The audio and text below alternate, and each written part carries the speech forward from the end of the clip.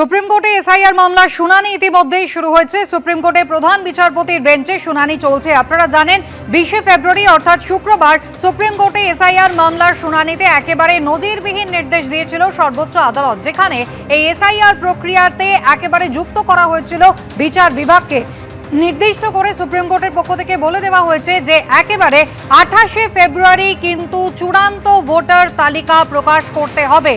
পরবর্তীকালে সাপ্লিমেন্টারি হিসাবে কিন্তু এক্সট্রা তালিকা প্রকাশ করা যেতে পারে, কিন্তু চূড়ান্ত ভোটার তালিকার দিন বাড়ানো হয়নি এবং একেবারে স্পষ্ট করে সেই নির্দেশ দিয়ে দিয়েছিল সর্বোচ্চ আদালত। সুপ্রিম কোর্টে প্রধান বিচারপতির বেঞ্চে ইতিমধ্যেই শুনানি শুরু হয়েছে। অতনু হালদার আমাদের সঙ্গে রয়েছেন এই মুহূর্তে টেলিফোন লাইনে। অতনু, আমরা জানি 10ই মার্চ ছিল পরবর্তী শুনানি, কিন্তু আজকে ফের একবার সুপ্রিম কোর্টে এসআইআর মামলার শুনানি ইতিমধ্যেই শুরু হয়েছে।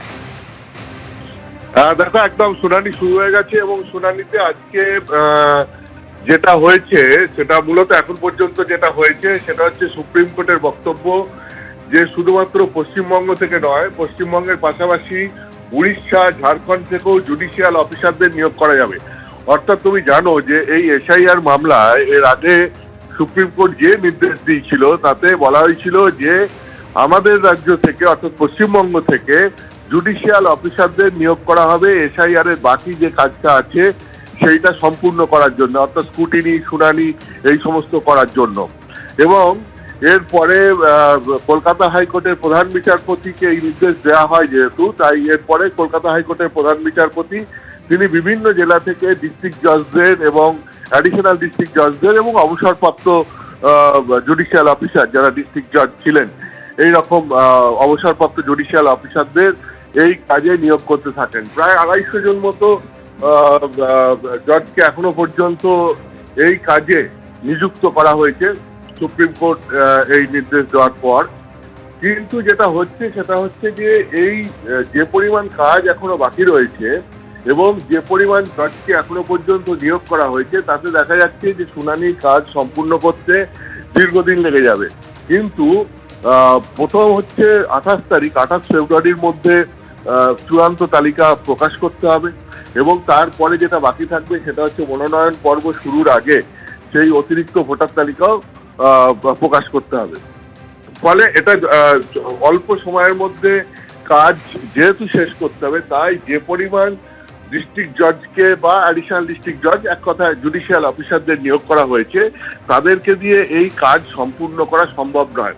এবং সুপ্রিম কোর্টের নজরে এই বিষয়টি আসার পরে সুপ্রিম কোর্ট আজকে এই মামলার শুনানির দিন রেখেছিল, কারণ 10 মার্চ এই মামলার পরবর্তী শুনানি হওয়ার কথা ছিল, কিন্তু তড়িঘড়ি আজকে সকালেই সুপ্রিম কোর্ট এই মামলার শুনানি রাখে। তার কারণ হচ্ছে যে নির্দেশ সুপ্রিম কোর্ট দিয়েছে সেই নির্দেশ অনুযায়ী পুরো কাজ সম্পূর্ণ করতে গেলে যে সময় লাগবে তাতে দেখা যাচ্ছে যে ভোটের সময়সীমা সেক্ষেত্রে সঠিক সময় করা যাবে কিনা তা নিয়ে একটা প্রশ্ন ছিল, অর্থাৎ শুনানি শেষ করা যাবে কিনা।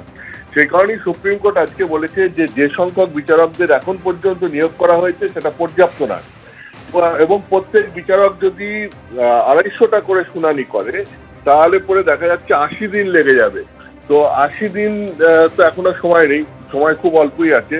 সেই কারণে সুপ্রিম কোর্ট আজকে নতুন করে নির্দেশ দিল যে উড়িষ্যা, ঝাড়খণ্ড থেকেও জুডিশিয়াল অফিসারদের নিয়োগ করা যাবে এবং এই নির্দেশ দেওয়ার পরে কল্যাণ বন্দ্যোপাধ্যায়, রাজ্যের তরফ থেকে আইনজীবী বা মুখ্যমন্ত্রীর তরফ থেকে আইনজীবী কল্যাণ বন্দ্যোপাধ্যায়, তিনি বলেন যে অন্য রাজ্য থেকে বিচারক নিয়ে পরে স্থানীয় ভাষা নিয়ে সমস্যা হতে পারে।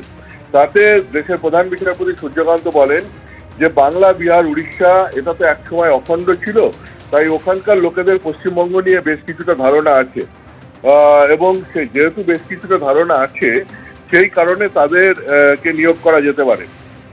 এবং এই ব্যাপারে যেটা আরো বলা হয়েছে যে কলকাতা হাইকোর্টই অবশ্য ঠিক করবে যে কাদেরকে বাইরের রাজ্য থেকে নিয়োগ করা হবে এবং বাইরের রাজ্য থেকে নিয়োগ করা হবে কিনা। অর্থাৎ যদি রাজ্যের সমস্ত বিচারকদের দিয়ে কাজ সম্পূর্ণ হয়ে যায় তাহলে ঠিক আছে, যদি না হয় তাহলে কলকাতা হাইকোর্ট তাদের প্রয়োজন মতো সিদ্ধান্ত নেবে এবং সেই মতো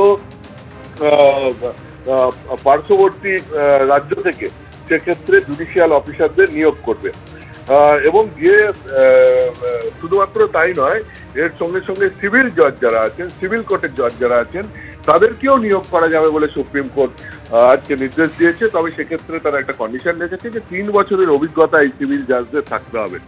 অর্থাৎ তোমাকে যদি আজকের সুপ্রিম কোর্টের শুনানির মূল যেটা সেটা যদি বলি তাহলে হচ্ছে এরকম যে সুপ্রিম কোর্ট আগের দিন যে নির্দেশ দিয়েছিল যে শুনানির যে কাজ এখনো পর্যন্ত বাকি আছে এসআইআর এর, সেই কাজ সম্পূর্ণ করার জন্য জুডিশিয়াল অফিসারদের নিয়োগ করতে হবে। এখন এই জুডিশিয়াল অফিসারদের নিয়োগ করতে গিয়ে যেটা দেখা যাচ্ছে এখনো পর্যন্ত প্রায় 250 জুডিশিয়াল অফিসারকে রাজ্যে এখান থেকে নিয়োগ করা হয়েছে। কলকাতা হাইকোর্টের প্রধান বিচারপতি এই পুরো কাজটা দেখভাল করছেন, তিনি নিয়োগের কাজটা নিজে দেখভাল করছেন সুপ্রিম কোর্টের নির্দেশ অনুযায়ী। এবং সুপ্রিম কোর্টের বক্তব্য হচ্ছে যে পরিমাণ জজ এখনো নিয়োগ করা হয়েছে তাতে দেখা যাচ্ছে যে যদি কাজ সম্পূর্ণ করতে হয় নির্দিষ্ট সময়ের মধ্যে তাহলে সেটা সম্ভব নয়। সব মিলিয়ে হিসেব করে দেখা যাচ্ছে যে জজেদের এখন যে যদি কাজ শুরুও করেন জজেরা তাহলে পরেও প্রায় 80 দিন কাজ লেগে যাবে। তার কারণ এখনো যে পরিমাণ কাজ বাকি রয়েছে আর যে পরিমাণ জজকে নিয়োগ করা হয়েছে তাতে 80 দিন লেগে যাবে। তো সেক্ষেত্রে সুপ্রিম কোর্ট একটা সমাধান সূত্র বের করতে বলেছে যে পশ্চিমবঙ্গের পার্শ্ববর্তী রাজ্য যেগুলো রয়েছে সেই রাজ্য যেমন ঝাড়খণ্ড, উড়িষ্যা এই সমস্ত রাজ্য থেকেও সেখান থেকেও ডিস্ট্রিক্ট জাজদের বা জুডিশিয়াল অফিসারদের এবং সিভিল জজও যাদের 3 বছরের অভিজ্ঞতা আছে তাদেরকে নিয়োগ করা যেতে পারে এবং কলকাতা হাইকোর্ট প্রয়োজন মতো সেই নিয়োগ করতে পারবে। এইটা হচ্ছে গিয়ে মূলত সুপ্রিম কোর্টের নির্দেশ।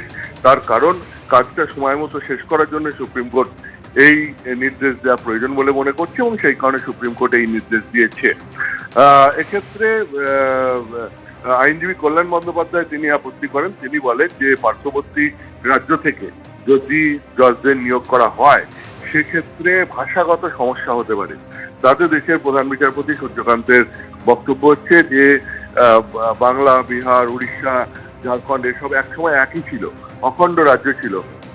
ফলে এই সমস্ত রাজ্যের মানুষদের পশ্চিমবঙ্গ সম্পর্কে একটা ধারণা আছে, ফলে তাদেরকে নিয়োগ করা যেতে পারে।